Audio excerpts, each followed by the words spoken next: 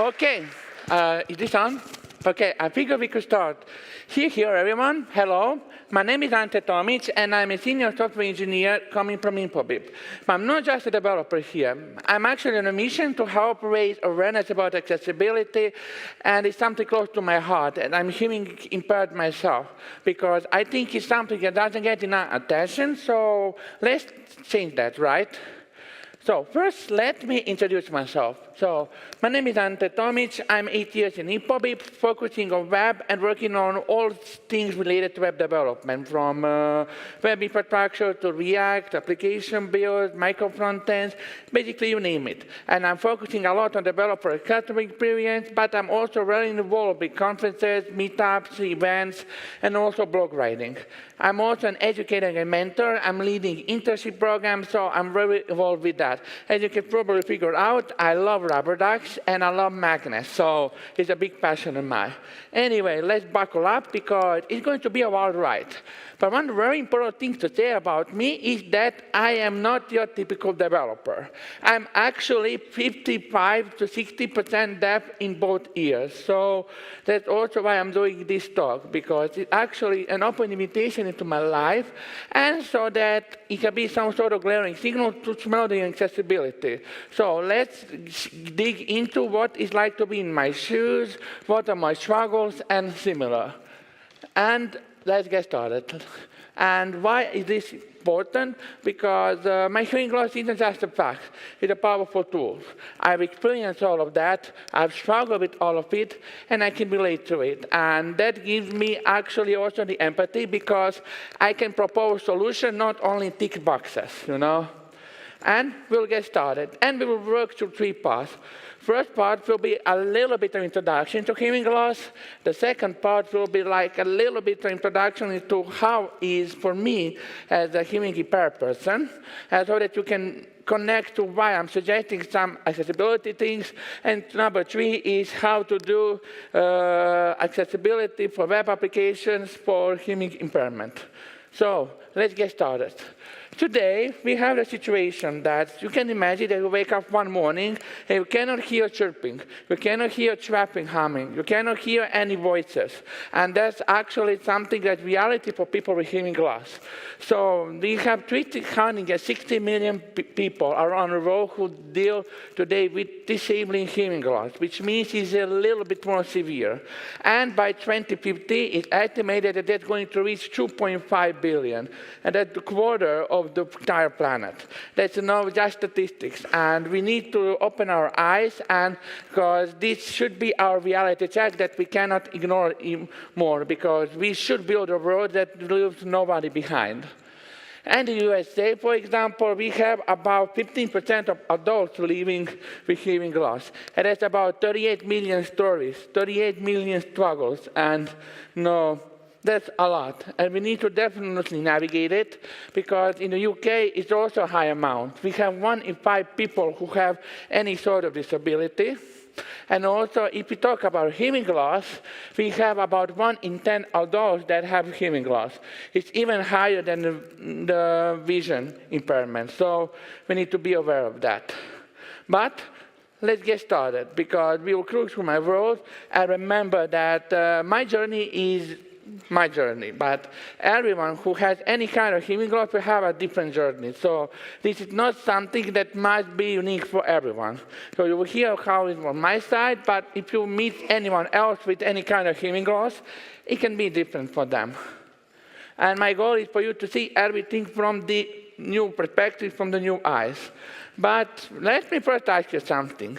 Who here thinks that hearing loss is only about volume, like 100% to 70%? Well, it's actually much more complex than that. I cannot see the hands, it's a little bit too strong light, but it's actually a maze, because it's actually about frequencies. For example, I hear the most in kind of like the middle frequencies, but lower frequencies, I have the most severe hearing loss. So it's more like specific frequency, you have some amount of hearing loss. And, you know, this is important because some will be able to hear talking good, but won't be able to hear something else. Well, for some other people, it's going to be different. Because what if you couldn't, for example, hear the child first giggle, or the birds singing in the morning, or beautiful notes of fairy song? Because as developers, we actually do have the option to make a real difference. Because it is something known as invisible disability, meaning that it usually goes unnoticed, because it's not so notable across people. But which is actually something that can happen in a lot of different types of hearing loss. So this is complex, and we have either sensory neural, which is like nerve damage, conductive, which is like temporary because of something blocking the inner ear, and we have mixed, which is like what's happening with both. And for example, my damage is sensory neural, which means I have actually damage to my nerve and how the sound is reaching my brain through the cochlea. So Liming has shown me how hard it is, and it has shown me why we actually need a better accessibility also. Anyway, let's continue so that we can look more into it. But we need to actually do something. Because from my experience, if you detect hearing loss, you should get started as soon as possible. It is not something that is one size fits all. Everyone will have a different solution. Because we have the power to make bad life not just rounder, but also richer. Because if you know someone who is struggling, who possibly has hearing loss, you should be that nice that actually gets people to do something. Because time is ticking, and if you wait long enough, it's going to get worse and worse. So you need to definitely be able to do something. Anyway, I'm going to show now a little reality joke so that you can see how do people with hearing loss actually hear and understand. Because, listen to me, it's going to be ear-opening. So let's check it out. So this is how it is normally. Yeah. So we have... Hi, Hadley. How's it going? Good, Grandpa. What'd you do in school today? Mild hearing loss? Well, one main thing was that media got canceled, so our class And if I got go to a little either bit write more or severe? draw something. And what did you write or draw? Well, I wrote something, and I call it random. Anyone can understand something To hear it. harder, right? Random fact Yeah. of the day. Did you Or know if I that even the go, local for example, president- to when you're in the office meeting, let's say, and you have like, Give him a call, ask him if he would get in there February 15th. can I'll even do change that. it. That sounds good. That'll give me enough time. Yeah, which is good, because that's right on track with that project that I'm doing. So, not exactly easy, right?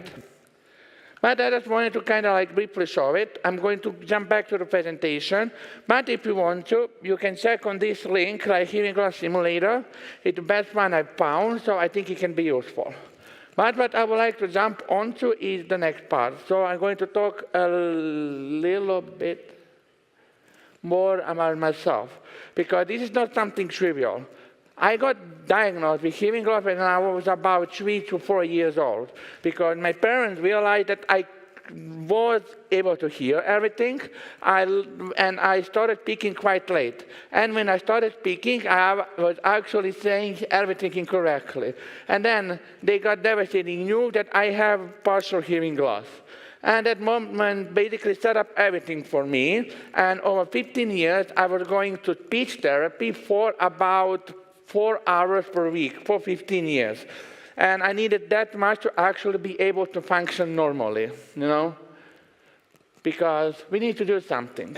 And here I am. I faced down my demons. I accepted hearing loss, and I saw these are what I would say are not some nice to have. These are the actual game changers that can actually help make life better for people. So let's explore it. You should also make sure to be an ally. So if you have anyone in tech you're working with that has hearing loss, be their ally. Check what can help them, because there are a lot of options, and even small changes can make really a big difference. My big suggestion is try to use captions, and especially try to speak clearly, because all of that will be a big win, and it will make life much easier. But hearing and speaking can also be kind of like two sides of a coin. because I have actually issues with that, and that is something everyone struggles with.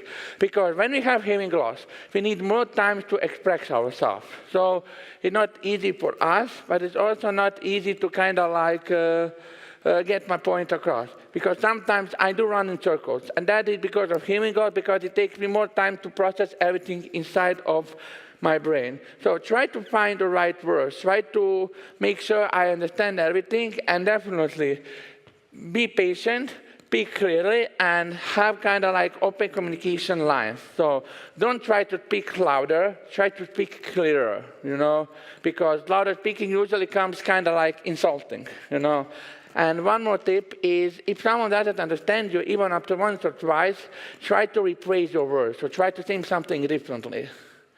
Because how did I overcome this? So I took years of therapy, and it was basically a marathon for me. It wasn't just one sprint, because I had a lot of help. I have very supportive friends that really helped me make a difference, and I always prepare in advance. So I don't panic, I'm always calm, and I always manage to do whatever needed. But we have to also make sure to reach that communication gap. For example, I used to rely a lot on lip reading, even a little bit on sign language, but I didn't want to. So I wanted to be able to function as normally as possible. And this is something I really managed to do. But I'm not using lip reading anymore. I'm using one different kind of lip reading, which is kind of like decoding.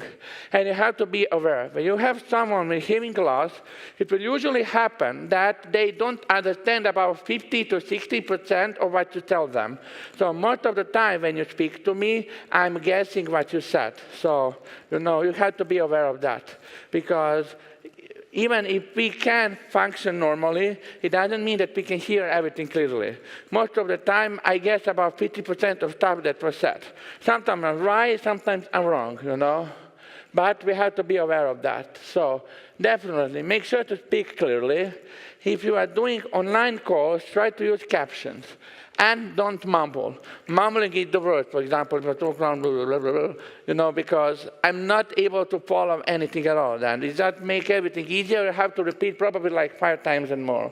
So try to not mumble, probably is why you mumble, okay? But this is also important because speaking communication is also important. But it has reality because apart from hearing impairments, we also have speech disabilities. So we have to be aware that that is something that can happen. But Infobip actually is working with a company called WISP, which has realized and utilized AI to actually improve everything. And they actually realize that people with speech impairments have less impairment visible when they whisper. So they're using AI and our services, Infobip services, to actually enhance that speech, like the whisper, and make it into normal speech. There are websites that you can check, but it can really help. It's really impactful. And if you are interested to read more about this, there is actually an article about it. And you have also examples about how it is working. But because so that we can finish in time, I will jump on to the next part. But I definitely recommend this. But we have to also be aware. Discrimination. It's not just the words. It's actually the daily function in the gut. For example, when I was going to the university, speech therapist told me I shouldn't go to the university I wanted. So I wanted to go, and I did go to University of Faculty of Electrical Engineering and Computing. But they did tell me that I shouldn't go because I was hearing impaired. So I shouldn't go because of something that as a part of me as my eye color, because that's a part of who I am. But I didn't let it shut me down. I accepted it. I actually put that into my strength, and I worked through it. I kicked down those doors, and that weakness actually became my superpower. So I proved them all wrong, because I've shown them that I can succeed, and especially if you're resilient, with any disability, you can do it. So you should be able not to give up. But also, another struggle, even more bigger one, is that won't be always hard stuff. There will be good stuff, and companies always want to help. And this is usually not about that people don't want to help, but they don't know how to. And it's also why I'm doing talk like this, so that I can help actually bridge the gap and kind of like vouch more for accessibility. Now, I have one part about managers, but I'm going to go through it quickly because I think we are going to miss a little bit of time. But we need to be aware that accessibility is not optional. It's critical, and definitely be aware that you should pay the person directly, stay in good light, don't sit next to them because you'll just make things harder. Try to sit across them. Use the right volume, so don't whisper like one in the library, and don't shout like a rock concert, like, So speak clearly, and if someone doesn't understand you, rephrase. Don't actually repeat the same words like a parrot.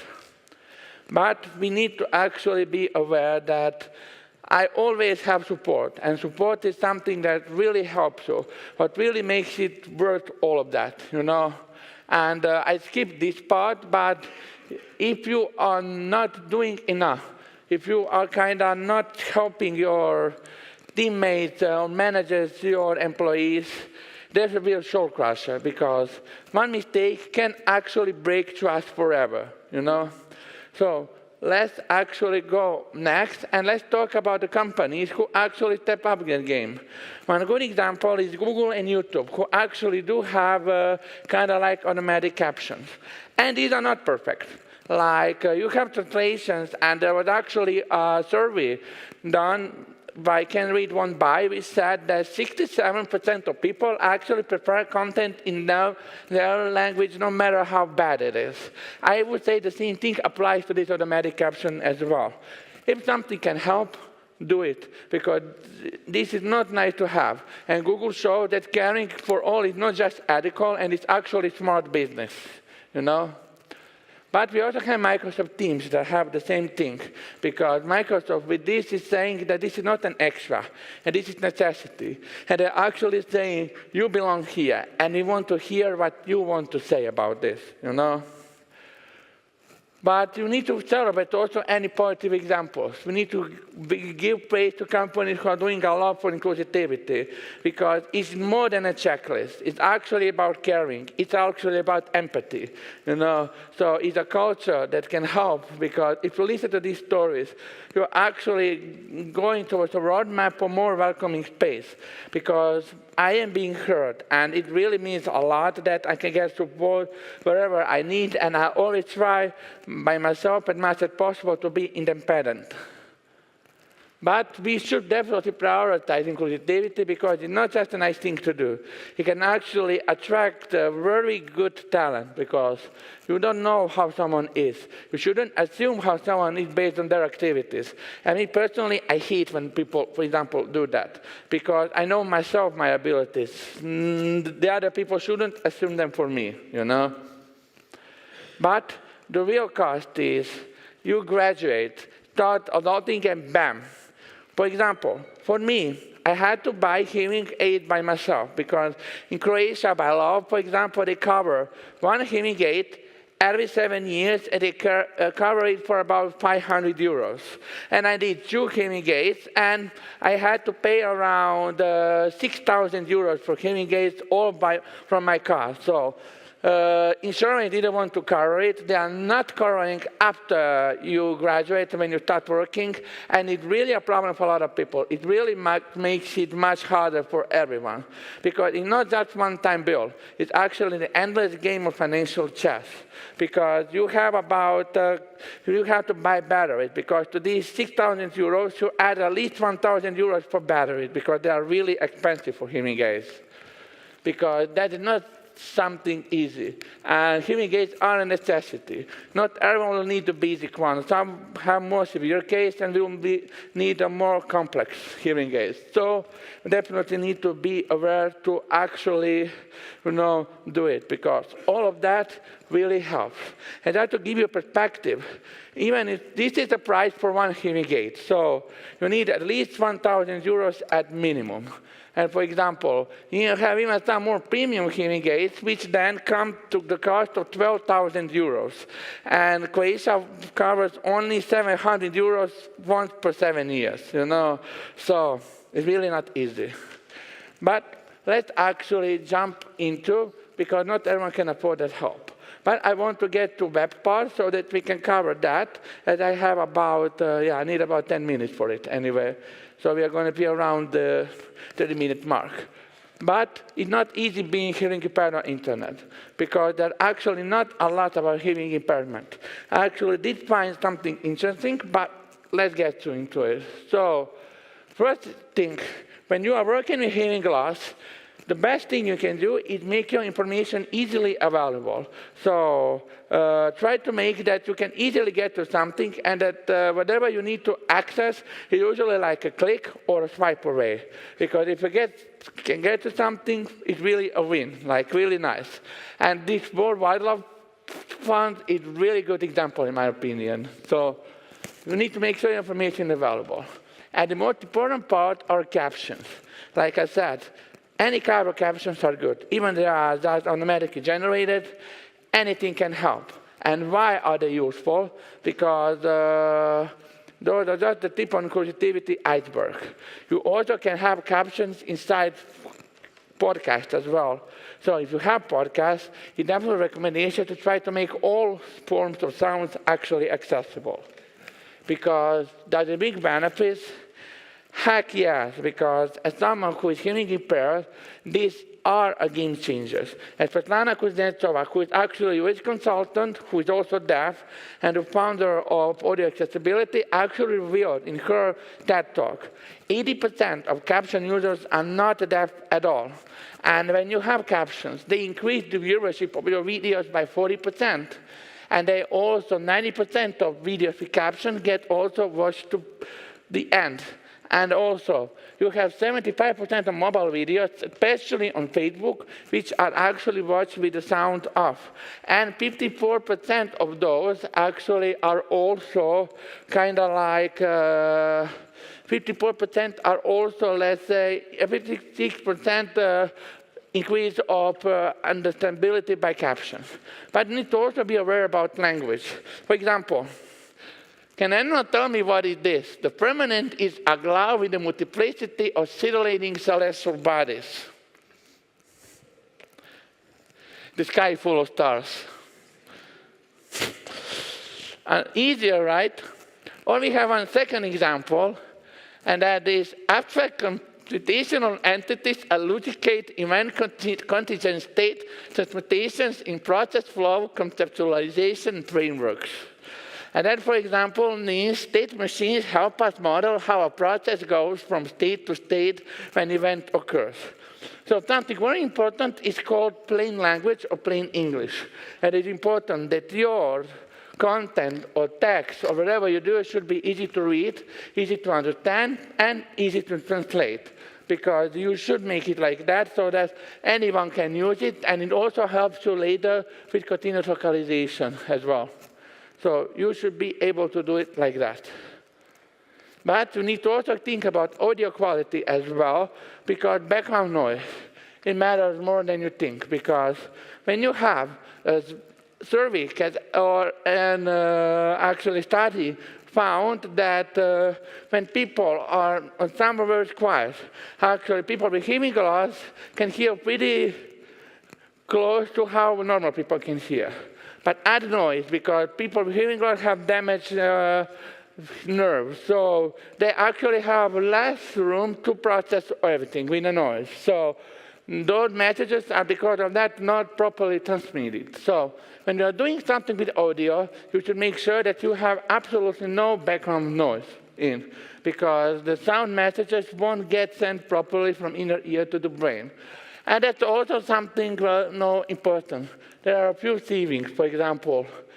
They are kind of like experiences from hearing impaired people. They have difficulty following in noisy environment, when there is loud, when there is crowded settings. So it is kind of like that, So you have to be aware of these testimonies, because that is really important. And next thing is structure your content. My recommendation is make it bite-sized. So use small chunks of content, make it easily available, and also make sure to make use of animations, different fonts, colors, and especially icons, because icons can really help you make everything much more understandable, because you can see how you can easily know what is what.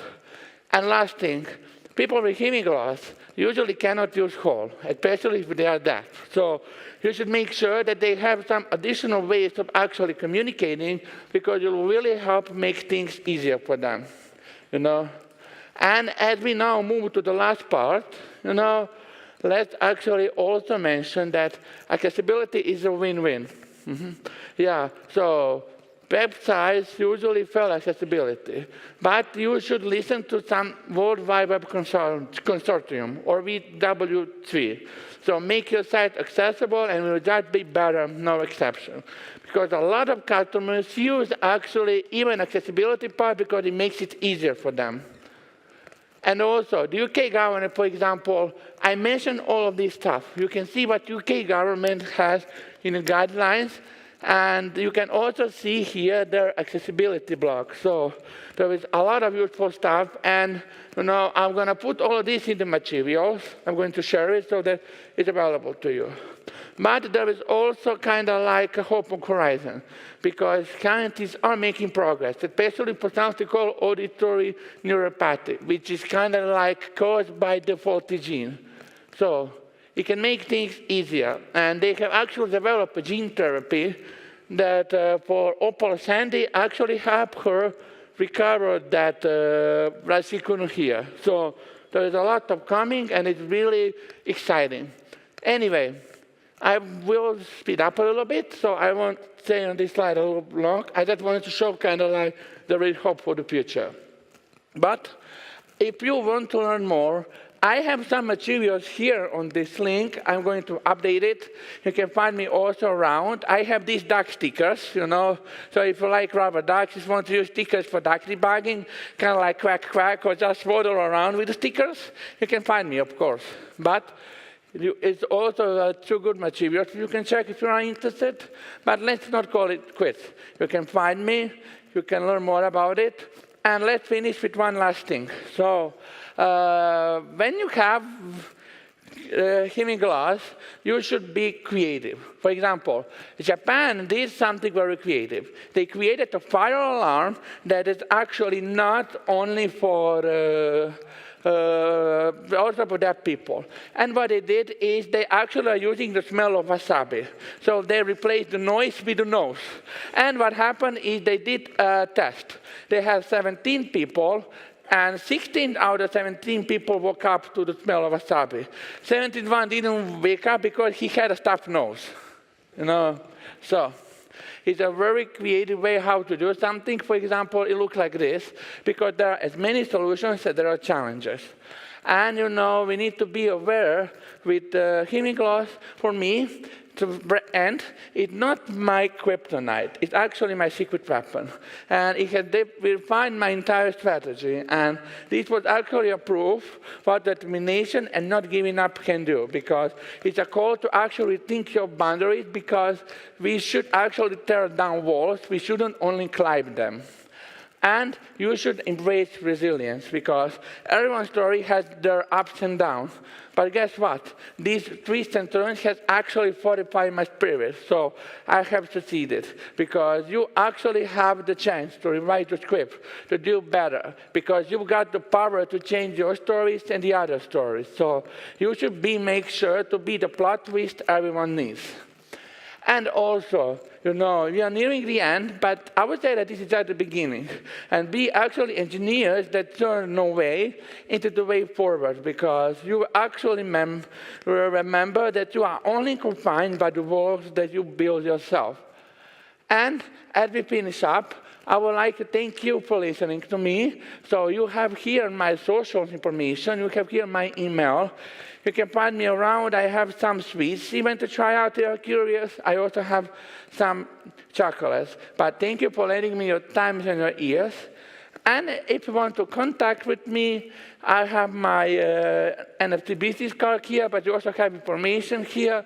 you have my profile page here. So I hope that my session managed to give you some eye-opening perspectives on accessibility, and I hope that I managed to share some useful insights to all of you. Anyway, thank you all, and I hope to see you and again. Yeah.